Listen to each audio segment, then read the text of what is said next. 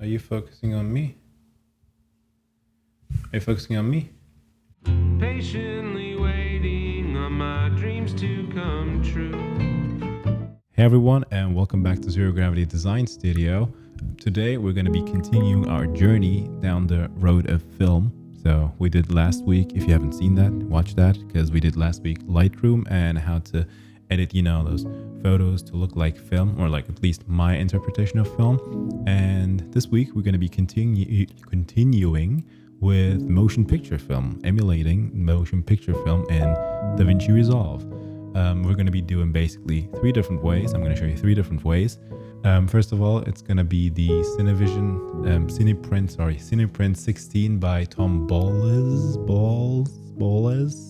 FilmVision II by Sir, and my own kind of like Frankenstein kind of a film emulation that I've kind of like combined a couple of ways into one, like Davinci's film print emulation and stuff. But before we get into this, a couple of things to consider. First of all, this video is sponsored by no one, but I would love for you to sponsor me, or like if you want to support what I do, I've got some presets on my website and like posters and photos that I sell.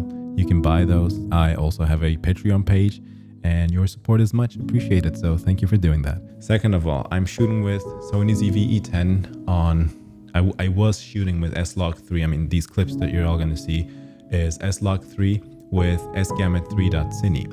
Now I'm shooting with S-Log2 with ITU709 because I shot these clips in my vacation in Marseille, and I did not, like, I kind of looked into the whole thing with 8-bit cameras and S-Log3 and sgamut3.cine, and now since I'm delving in it a bit more, it seems like it doesn't really make sense to shoot S-Log3 with sgamut3. So I mean, I think you're going to be getting the best. Like, I've did some tests and I'm going to share that with you too. There's going to be a whole nother video. The thing that makes most sense is S-Log2 with ITU709 or like HLG, but HLG is a whole different workflow kind of thing. So yeah, that is something to consider. I mean, that shouldn't really matter, which, I mean, I know it matters a little bit, but it doesn't really matter because I'm trying to show you the methods of doing this, because I've struggled with it a lot. And, since I found my own way to it, I'd love to show you the way that I found, because, I used to watch a lot of those videos because like Will Paulo's video on like how I color grade as a beginner, or like the love letter to film emulation, like those stuff would really help me out a lot. So that's why I'm trying to share this whole information with you too. Also, these visual stuff is always up to interpretation and like personal taste. I like personally like a bit muted vibrancy, I like to call it, like not too saturated colors, but they're vibrant and dense. That's what I like. So this is all going to be like visual stuff. So if you don't like something, I mean, without making it any longer, let's just get down there. I mean, down there, I mean with my computer, Let's go, let's start. Hello everyone, again. So we got here three clips. So one, this is this clip, this is the second clip, and this is the third clip. So I chose these because of some different reasons. First of all, the first one is a good, like, it's kind of a cloudy day, shady day kind of a thing. That's pretty good. There's a pretty cool like yellow color here, so that's pretty good, and the whole blue world there. And the second one, it has a lot of colors, so like green, and then like those kind of like yellow white rocks, and there's blue and that. So it's a pretty good clip, I think, for this kind of a thing. And the third one is there because of three things. First of all, like skin colors. We have some skin there. We have this guitar, so it has pretty cool colors normally, like this sunburst kind of a thing, so that's pretty good to grade. And we have a green thing, which I'm wearing right now. But that's also pretty good for grading, like for example purposes. And this one is directly just my CinePrint. This one will be FilmVision, and this is my own Frankenstein, which I call Spectrum, Zero Gravity Spectrum, which I think is pretty cool. So, let's start with the CinePrint. Zoom to window. this is not what you get. I mean, I always go to my CST and I save it for me, but it's like ARI, I think, there, but you just turn it like whatever input color space you have on your thing. I mean, you probably know about this, but you know, you turn it to REY Gamut C. So you just change this, whatever that was. You just change this. Mine was Sony S Gamma 3.Cine and Sony S Log 3 input gamma. So yeah, so this is what you get when you open this. Going to my cam exposure. I mean, I don't have to do that because my exposure is good there. Cam white balance. My white balance is there pretty okay. I mean, we might go 7,500, maybe. No, that's too much. 6,500. So why do you do it like this? I mean, Tom Bolles gives you Tom. I'm just gonna say Tom. He gives you a pretty like long documentation on why he uses this instead of like this, because like if you do it like this, it just takes over the whole image temperature there, and if you do it in here, it is much more reality based.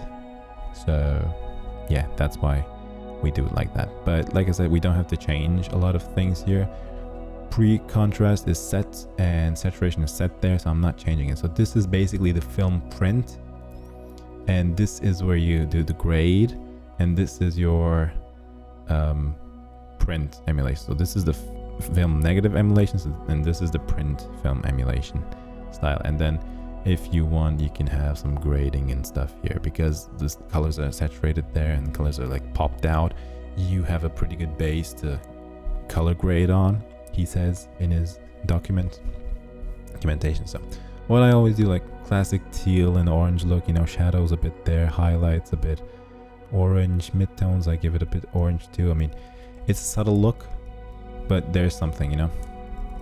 Halation is always up to taste. I like a bit good halation, and I find it like in some clips it's a bit too much, but for this clip it's fine. I don't have the full version of Davinci Resolve, so I don't have grain and blur, and I also like not always a fan of grain unless it serves the story. So it's also kind of a serves the story kind of a thing. So yeah. And blur, I don't use blur. I don't really enjoy that. Some clips maybe, a lot of them no. So this is already a pretty good look, I think. What I always do, I've learned it from Paulo as well. If your skin tones look a bit too orangey, you can just turn this off. Like this helps here a lot, but it's also like this yellow, it takes a bit of that, and my skin colors isn't really like, it's not the focus of this, so I'm just gonna leave it like that. What I always do is I just take this RGB mix down to 0.5 or like 0.25 or something. I don't know if it's the right way to do it or anything, but like if I have it too much on, it just breaks my footage. It's like 8-bit footage, yes, so breaks it there, so be careful about that. And I always add saturation in this lab saturation kind of thing, which we might just go up one. Although like this clip, I thought it was fine with that, so I'm just gonna go with that. This is for your green tones and yellow tones a bit, which kind of makes the image a bit warmer, and I like that, so I'm just gonna keep it like that. It's a pretty like hard thing to, I think, use the CinePrint16, but it's also pretty easy. And you know, if your shot is right, like if you have a good setup shot, it just works pretty much out of the box. You just have to do couple of adjustments, but like I like delving into the whole thing. So yeah, this kind of, I don't know what it does. I cannot tell you the words what it does, but I kind of always think like it changes the tones, you know. I think it really like literally changes like the density of tones. But for this clip, I like the dense, not too luminant, but this dense yellow look. So I'm gonna stay with that. If I open the saturation there, you see like it just, color artifacting is really bad. I mean, if you can even see it here, like it's not the best. but I'm not gonna, like, it doesn't fit the story as well, so it's way too saturated, so I'm just gonna leave it off. Vintage and NS metrics, they work well with like if you want to go like a vintagey way. Tom says it doesn't really fit the image here, so I'm just gonna leave it at that. Gamut limiter, does it? I mean, I always had the question, like, does gamut limiter help with this color artifacting thing? It really doesn't, all, like, not even a little bit. In some clips, maybe I've seen 2 clips that it did help, but not a lot. After that, you're pretty much in here, which is, this is the highlights. Like, you see what it does. This is all like up to taste. You can do something like this. I kind of happen to like it on 0.9. It's pretty good. I don't add extra saturation. I usually do this, like color boosted 15. Sometimes I do, sometimes I don't. I'm just gonna go 45 to 5. It really does little. I don't know. You don't really see it even with the compression on and shit. So it makes it a bit denser, not too saturated. So if that makes a difference for you, you can use it. I like it. I happen to like it, but it really doesn't make a super huge difference. So yeah. Primary grade primaries. I'm gonna do the same thing. You don't really need to, but I use it there to like this place and this place. And as far as exposure goes, I mean, this is kind of a contrast thing, but I usually do my curves in here, which is just the very little, very basic S curve is what I do. And this is kind of too much. And you know, I do my curve here. This is with it on, this is with it off. And just go to my transparency, which is the key output, is like transparency of the layer, and just, you know, play with it there. Maybe sometimes it's too much.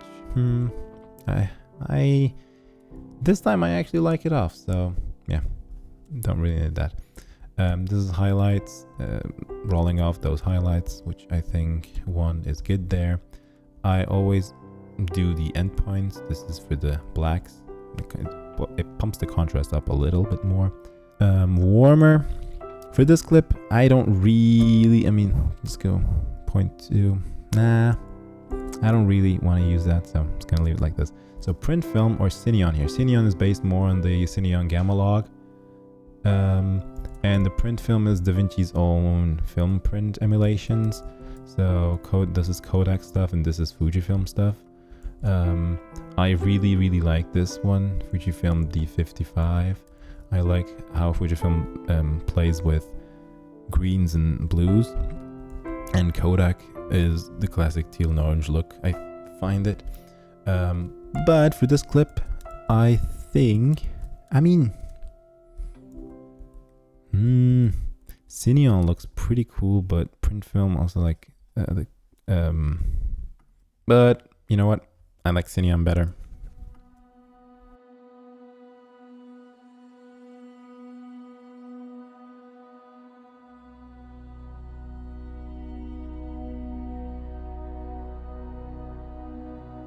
So this is how you get it. And it's gonna go to my lab scan, show compound node. And this is where we're gonna go with FilmVision II Sony S-Log3, which FilmVision just got a new update. I mean, I'm filming this at May 7th, 2024, so I just got a new update. Be aware of that if you're using that. I turn off sharpen, blur, grain, turn it all off. Open roll off, because I like that high right roll off. This is the Blackmagic Polar Mist, Pro Mist, sorry. Blackmagic Pro Mist, I'm sorry, like Black Pro Mist from Tiffin filter. So this is kind of that. And D55 just makes the image warmer. But before I do anything really, like this is how it looks. Yes, I'm just gonna go to contrast. This is also like Sir's tutorial, like literally this, I think. I'm going 1.4 because he says also like 1.8. I mean, he did it in that tutorial for 1.4. It's clip to clip, of course different, but it's fine for this. The pivot is the, like what contrast is actually the S curve done to your curves. S curve is this fella. So like you put the shadows down and highlights a bit more up, and this is your like, this is also like very filmic, people say. Kind of like this, like I mean, Davinci doesn't do this, but yeah, this was also in the last week's video, so go watch that. This is what actually contrast does. It's an S-curve there, and the pivot is this middle point in the S-curve. So if I were to do it like this, middle point down, and the highlights go a bit more overblown, gets a bit more overblown, and if I go the other way, shadows get a bit more crushed. But for this clip, I'm going to go something like this maybe, and maybe something like this. Looks cool. It is, yes, way too green, of course, because it's the FilmVision. This is based on 500T. I opened the 250D and it's usually at 0.5. I mean, we might go one too much. 0.67, 0.75, 0.6 is probably going to be good enough there. All right. So I also open here color density. Like you can, this is color density, like saturation up or saturation down. I usually go do this. It's a pretty cool look, I think. D55 really, it's not what I want to do here, so yeah. Exposure wise, like I said, I do curves here, which is kind of like contrasting too, but yeah, you know what I mean. Something like this is, I think, pretty fine. White balance, we can change our white balance here. Tint, maybe around 3 would be like, I think it looks pretty good like that. And split tone is where you can do your grading mostly, and I'm just gonna add some blue to my shadows, classic teal and orange look. So yeah, it's a very subtle thing. Mid-tones just a bit go into the, yeah, something like this. So this is the FilmVision look. Like if we were to open up this Rec 709 CinePrint, and this is the FilmVision.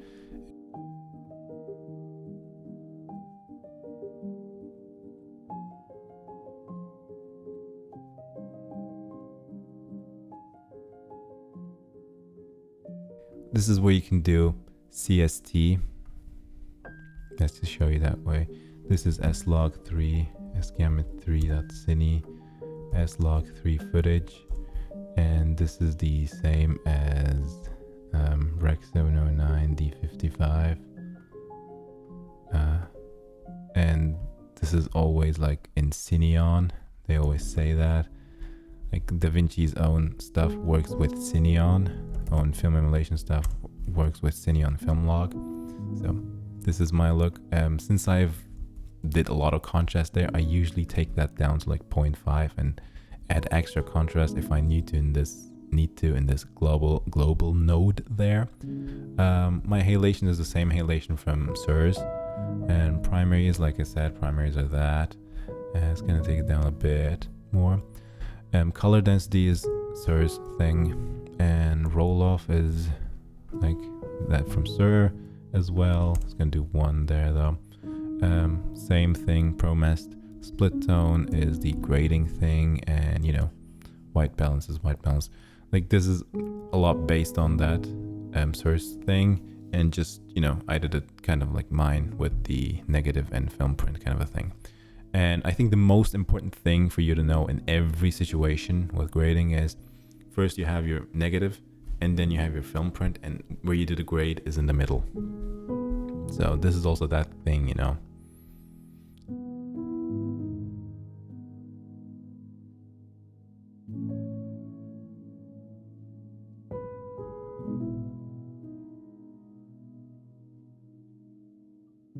Since you know the basics, let's just go to another clip, and we'll do that a lot more faster because I've been recording for 22 minutes and I know not a lot of people love these like huge tutorials, so let's go. I wasn't also a fan of that either. So this is my Rec 709, so this was how it shot, and this is the Rec 709, and it's gonna go here. I've already, like, this is my CinePrint full is my slog3 and like kind of the adjustments that I like in here already. So yeah, white balance, I'm gonna make this footage a bit warmer, honestly. 7500 maybe, 8500 maybe. I like it a bit warm, so it's gonna go 8000. Exposure was fine already. Contrast and saturation is fine. Density, we might go 1 there. Okay, that's just too much. It's gonna go 0.2 and just open the lab. Saturation up there. Print film. I mean, I think print film looks better here. Oh yes, so like I like that one. I'm just gonna add some blues actually into my highlights because I think they're way too harsh there, and some teal in my shadows. So a bit different there. Am I gonna do it warmer? Yeah, we can do a tad warm. This clip, so something like this maybe. We can also go like now. So this, nah.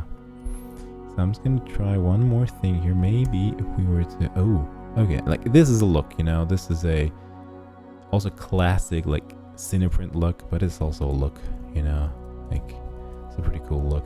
I'm gonna go up the contrast actually just a bit.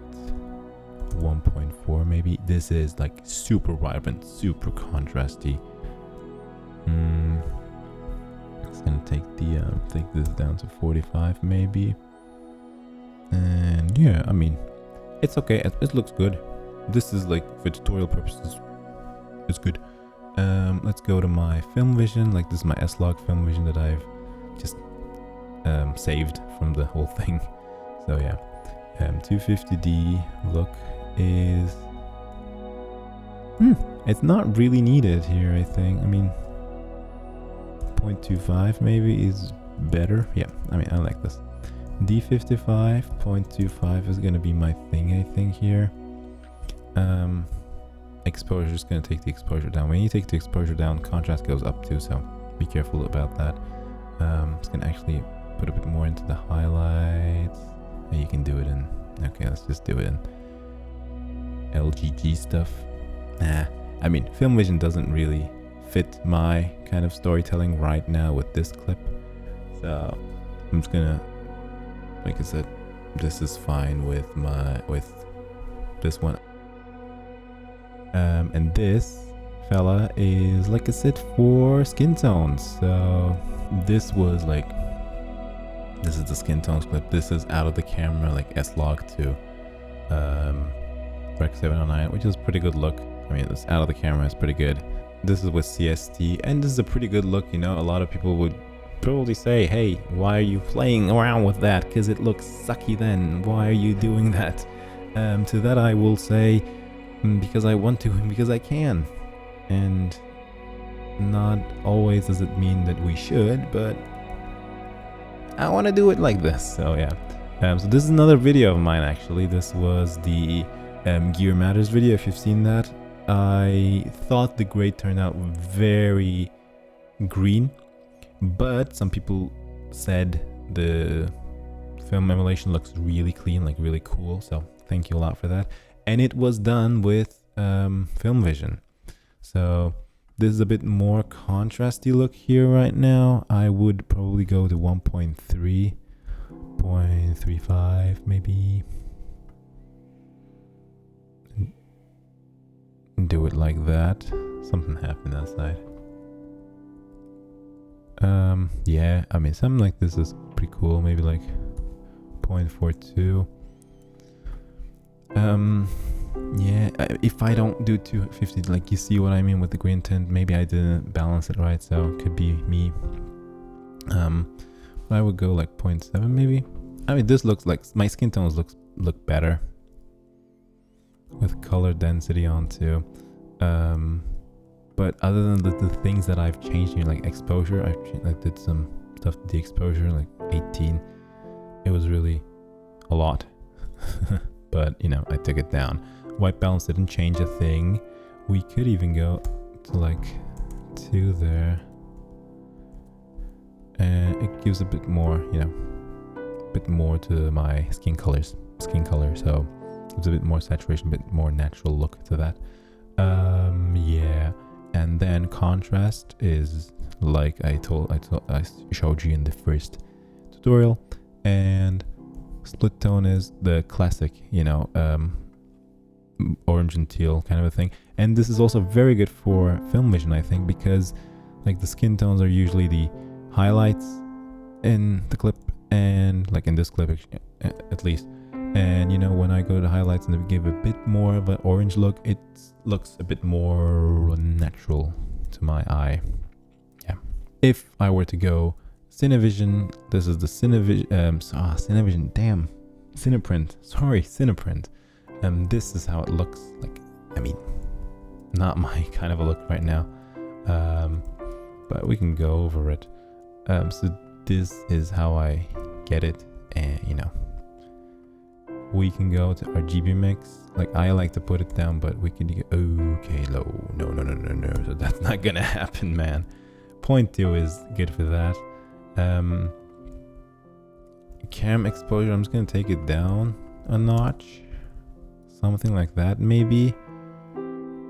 That seems a bit okay right now. Grade exposure is, I've played with it a little bit, I think, with LGG, yeah, something like this. This is a very muted and like kind of like brought down kind of a look, you know what I mean? Like if we take a look at the version, so yeah, that's the look. I mean, you can decide which one you like best. I happen to like FilmVision, I think, best in this situation, but like I said, you can decide what you like best, and yeah, you can just do everything your own too. So let me just get to my outro then. So everyone, this was the very long, I think it was a bit longer than I thought that it would be. I hope it's not too long for your sake, but if you like long videos, yeah, pretty good.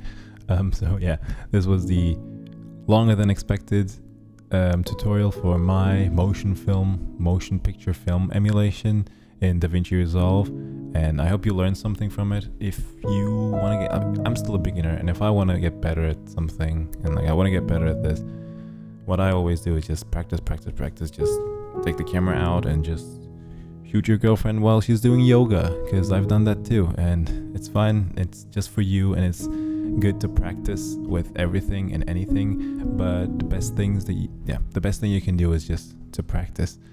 And with that being said, be careful with the 8-bit cameras. If you want to like heavily grade the footage with an 8-bit camera, you have to really nail the white balance and exposure and everything. And if it's not really nailed, it might just be a little bit too hard, but you can still make it work, and it's just practice, right? Thank you for watching this video, and thank you for joining me, and thank you for letting me join to you in your weekend at dinner or whatever. I hope you enjoyed this video. I hope you learned something from it, and don't forget to like and subscribe. And I've got an Instagram too. There's a lot more videos, so you can see my practice footage too. And if you want, you can also go and support me on my Patreon. So thank you very much, and I'll see you next time. Bye. Patiently waiting on my dreams to come true. Okay. All right. Hoping and praying. All right. I'm one done. day